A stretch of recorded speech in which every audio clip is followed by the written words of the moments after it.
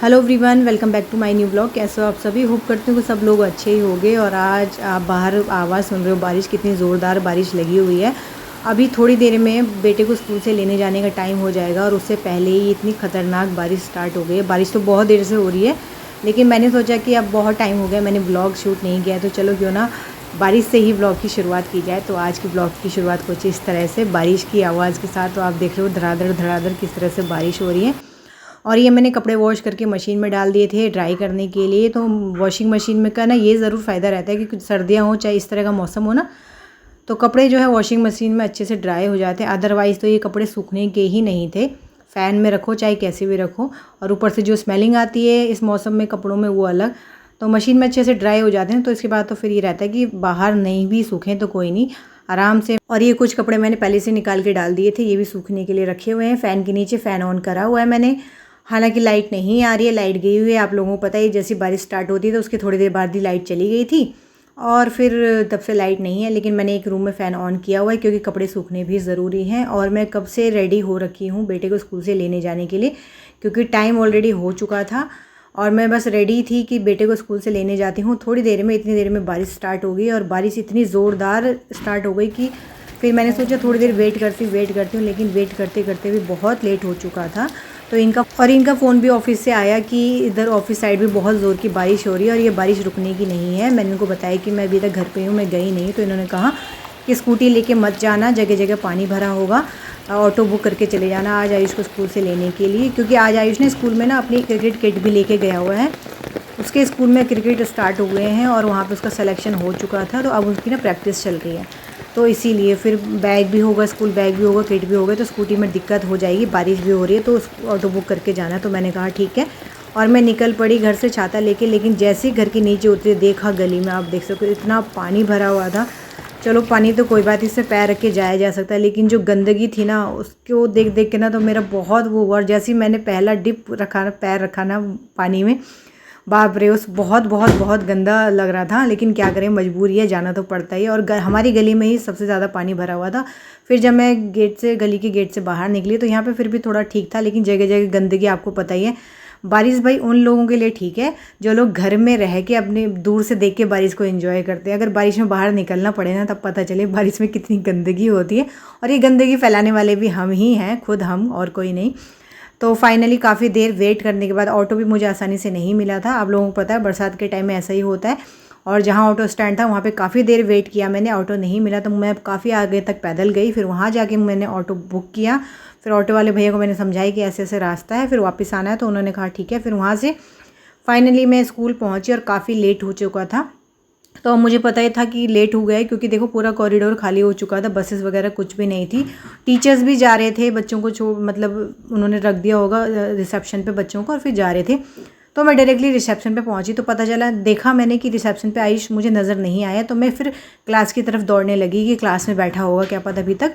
तो मैं क्लास की तरफ गई और क्लास में जब पहुंची तो अभी आप आगे देखना, क्लास में भी मुझे आयुष नहीं मिला। और ये देखो पूरा गीला गीला हो रखा है सब जगह, बारिश इतनी ज़ोर की हो रही है कि बस पूछो मत। तो मैं भागते भागते कॉरिडोर से होते हुए आयुष की क्लासरूम में गई और यहाँ क्लासरूम में पहुँची तो यहाँ बिल्कुल साफ़ किया हुआ था।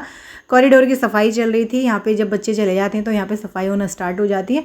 तो इन्हीं से मैंने पूछा कि बच्चे कहाँ हैं, तो उन्होंने कहा कि रिसेप्शन पे होंगे। मैंने बोला अरे रिसेप्शन पे तो मैं अभी होके आई हूँ, लेकिन क्योंकि यहाँ पे ना बहुत सारे रास्ते हैं तो मुझे लगा कि मे बी जैसे मैं रिसेप्शन से होके इधर आई होंगी, ये लोग दूसरे रास्ते से चले गए होंगे, क्योंकि ऊपर नीचे आने के ना बहुत सारे रास्ते हैं यहाँ पर, मतलब स्टेयर्स वगैरह हैं। तो फिर मैं रिसेप्शन पे दोबारा पहुँची तो रिसेप्शन वालों ने बोला नहीं, ये लोग दूसरे रूम में बैठे। तो एकदम आगे जाके वहाँ पे मुझे देखा, मैंने बहुत सारे बच्चे बैठे हुए थे, अकेला आयुष ही नहीं था। मुझे थोड़ी घबराहट हो रही थी क्योंकि मुझे लगा कि मैं बहुत ज़्यादा लेट हो गई हूँ और ऑटो के चक्कर में ही मेरे को बहुत लेट हो गया।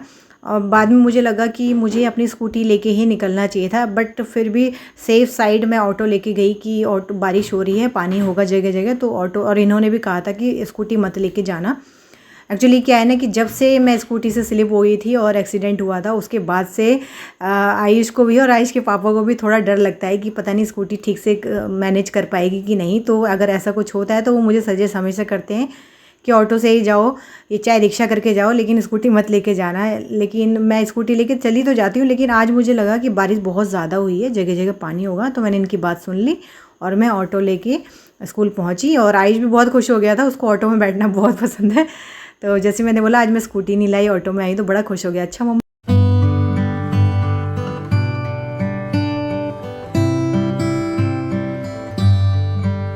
आज न जाने बादलों का कब तक बरसने का प्लान है, क्योंकि 1 से 2 घंटे हो चुके हैं, इतनी ज़ोरदार बारिश हो चुकी है और अभी भी बारिश जो है थमने का नाम नहीं ले रही है। रिमझिम लगी हुई है और रास्ते में ना कई जगह पेड़ भी गिरे हुए हम लोगों ने देखे। एक आधी जगह मैंने थोड़ा सा रिकॉर्ड भी किया है कि रास्ते में जो है पेड़ गिरे हुए थे। तो बारिश आज कितनी खतरनाक, ये देखिए, ये मैंने थोड़ा सा दिखाया ये, तो इसी से अंदाज़ा लगा सकते हैं आप दिल्ली में कि आज बारिश कितनी ख़तरनाक हुई है। और जब बारिश होती है तो ट्रैफिक तो ऑटोमेटिकली होता ही है, तो रास्ते में हमको ट्रैफिक का भी सामना करना पड़ा। और जैसे तैसे हम लोग घर पहुँचे, काफ़ी देर भी हो चुकी थी। जाते वक्त भी मुझे लेट हुआ क्योंकि पहले तो ऑटो मिला नहीं और फिर उसके बाद मिला, तो फिर रास्ते में आप लोगों को पता ही है थोड़ा बहुत जाम तो मिला, लेकिन आते वक्त हम लोगों ने, घर वापस आते वक्त काफ़ी जाम हम लोगों ने फेस किया। और स्कूल वैन भी देखिए अब जा रही हैं, काफ़ी लेट स्कूल वैन भी हो गई होंगी, बच्चे स्कूल वैन में बैठे हुए हैं। तो भैया ये था कि रास्ते में जहाँ जहाँ जाम लगा हुआ था तो भैया अंदर गलियों से होते हुए हम लोगों को लेके आए। और ये जगह जगह देखिए गड्ढों में पानी भरा हुआ है। वैसे तो अगर हेलमेट ना पहना जाए तो उसका चालान है, लेकिन रास्ते में जो ये गड्ढे रहते हैं और जिससे गिर के कई बार एक्सीडेंट हो जाते हैं, उसका कोई चालान नहीं है। सड़क का भी चालान होना चाहिए कि किस इंजीनियर ने वो बनाया है, जो कि एक ही बारिश में जो है गड्ढे हो जाते हैं, ताकि उसका भी चालान हो सके और उसको भी उसका नाम स्पेशली मैं कहती हूँ मेंशन होना चाहिए कि किसके द्वारा ये रोड बनाया गया, किस इंजीनियर ने ये रोड बनाया, ताकि हमको एटलीस्ट उसका नाम तो पता हो। बहुत बुरी हालत है सड़कों की, जगह जगह गड्ढे में पानी। तो इसी वजह से शायद आयुष के पापा मुझे मना करते हैं कि क्या होता है, बरसात में गड्ढों में पानी रहता है और गड्ढे की गहराई पता नहीं रहती, और स्कूटी के टायर्स होते हैं छोटे छोटे, तो थोड़ा डर लगता ही है।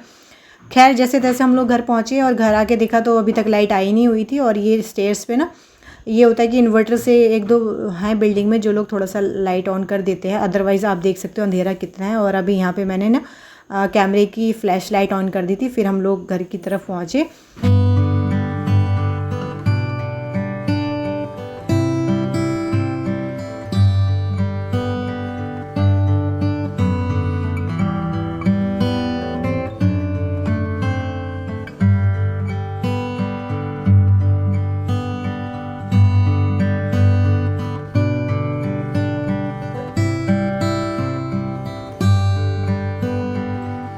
तो अभी जो है घर पहुंच चुकी थी और घर आके सबसे पहले मैं नहाई हूँ दोबारा से, पूरा हेड वॉश भी किया है मैंने, क्योंकि ऑटो में क्या हुआ था कि ऑटो में बैठी हुई थी, उसके बावजूद भी एक बाइक वाले ने इतनी ज़ोर से स्पीडली बाइक चला रहा है इतनी बारिश में कि सारा पानी उछल के मेरे ऊपर आया और इतना गंदा लग रहा था ना। और शावर तो खैर मुझे वैसे भी दोबारा से लेना था, लेकिन हेड वॉश नहीं करने का मन था मेरा, क्योंकि मैंने कल ही किया था, लेकिन मुझे हेड वॉश भी करना पड़ा क्योंकि बाइक वाले ने इतनी ज़ोर से पानी उड़ाया, कीचड़, पानी नहीं कीचड़ था वो, कि मेरे सिर से लेके पूरा मेरे कपड़े गंदे हो गए थे और मेरी आँख पे भी गिर गया था। तो इस वजह से मुझे घर आके दोबारा शावर लेना पड़ा। और बस उसके बाद फिर हमने बनाए गर्मा गर्म पराठे, ये ट्रायंगल वाले पराठे बहुत अच्छे लगते हैं, और हमने फिर सब्जी के साथ इसी को खाया, एंजॉय किया। और इसी के साथ इस ब्लॉग का गाइस एंड करते हैं यहीं पे। होप सो आज का ब्लॉग आपको पसंद आया होगा।